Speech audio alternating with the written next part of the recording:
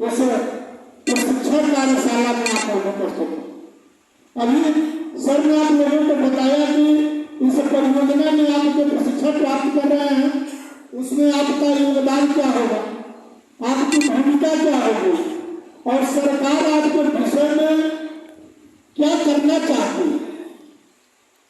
इन सारी चीजों के बारे में हम लोग 2 दिवसीय कार्यक्रम है।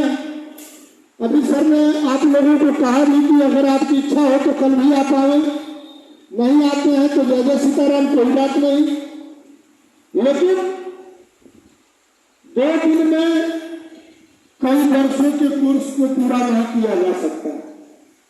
यह तकनीकी प्रशिक्षण सामान्य तौर पर तो है, लेकिन व्यवहारिक प्रशिक्षण है कि जब आप बन करके अंक पत्र पाते हैं, प्रमाण पत्र पाते हैं, उसके बाद जब दुनिया में उस ज्ञान का प्रसार करने के, उस ज्ञान के बदले में धन अर्जन करने के लिए जब आप अपने घर से निकलते हैं तो उसमें गुरु का दिया हुआ ज्ञान होता है, साथ में वो गुरु आपके साथ नहीं जाता।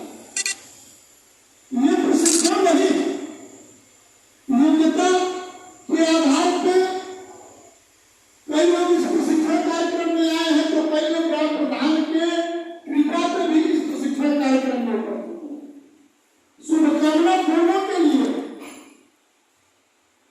जब काम की बात आएगी तो योग्यता प्रभावशाली रहेगी, कृपा खत्म हो जाएगा।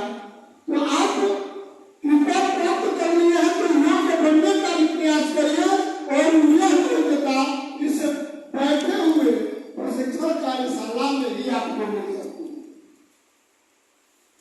जैसे हम लोग भी पढ़ते हैं, बहुत लोग पढ़ते हैं कि अगर चावल को पकाना है तो कैसे पकाएंगे, तो किताब में पढ़कर के चावल को पकाया नहीं जा सकता। उसके लिए प्रायोगिक ज्ञान भी जरूरी है कि अगर 1 किलो चावल है, 3 किलो पानी है, तो कितने देर तक उसको कुकर में डाल करके कितने देर तक आग पे आप रखेंगे और कितनी सीटी देगी तो वह चावल आपका तैयार हो गया।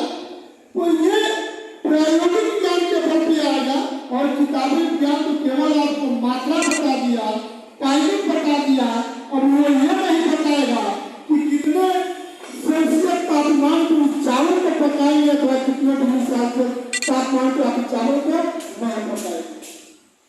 ये व्यवहारिक जो प्रशिक्षण आपका है बस वही है कि जब सरकार पानी की टंकी आपके गांव में बनाएगी, बनाने के बाद वह टंकी जल निगम जब ग्राम पंचायत को हैंडओवर करेगा तो उसके बाद से आपका गतिविधि उस कार्यक्रम से जुड़ जाएगा। इसमें सरकार की और भी योजनाएं हैं, कुछ मामले की बातें हो रही है, कुछ अन्य चीजें हैं। तो जल जीवन मिशन योजना एक गांव से 18-19 लोगों को रोजगार की एक व्यवस्था भी उपलब्ध करा रही है और यही है सबका साथ और सबका विकास। सरकार की अवधारणा कि अगर पंडित दीनदयाल उपाध्याय ने कहा था कि पथ अंत्योदय और प्रण अंत्योदय, अगर देश का विकास और देश की तरक्की तब होगा जब देश का गांव खुशहाल होगा, गरीब खुशहाल होगा, किसान खुशहाल होगा, नौजवान खुशहाल होगा। और उसके कड़ी में जल जीवन मिशन एक शानदार उपलब्धि है जो आपके घर तक पहुंचने का प्रयास कर रहा है। और इस योजना के माध्यम से, पाइपलाइन के माध्यम से डोर टू डोर जल, हर घर जल और नल से जल सरकार देने का प्रयास कर रही है। हम उपस्थित हैं जल जीवन मिशन योजना के अंतर्गत 10 मीटर लगेगा तो इलेक्ट्रिसिटी का या प्लम्बर का पैकेज बात हो रहा है। कुछ आंकड़ों पे, कुछ तथ्यों पे हम बात करते हैं। किसी को पता है कि विश्व जल दिवस कब मनाई जाती है? किसी को पता है कि विश्व जल दिवस कब मनाया जाता है? दिमाग में बैठा लीजिए, 22 मार्च को विश्व जल दिवस के रूप में मनाया जाता है। और आप लोगों से एक और चीजें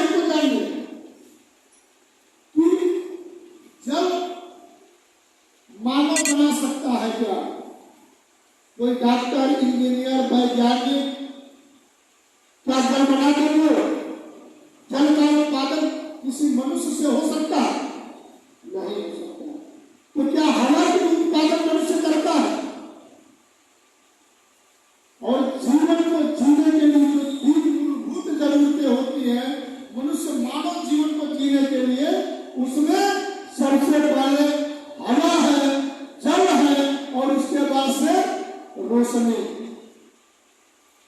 अगर हवा हो, पानी हो और रोशनी आपको न मिले तो अन्न का उत्पादन नहीं हो सकता है। और जब अन्न का उत्पादन नहीं होगा तो कभी जीवन सुगमता से या जीवन नहीं चल सकता। और ये तीनों चीजें कौन देती है?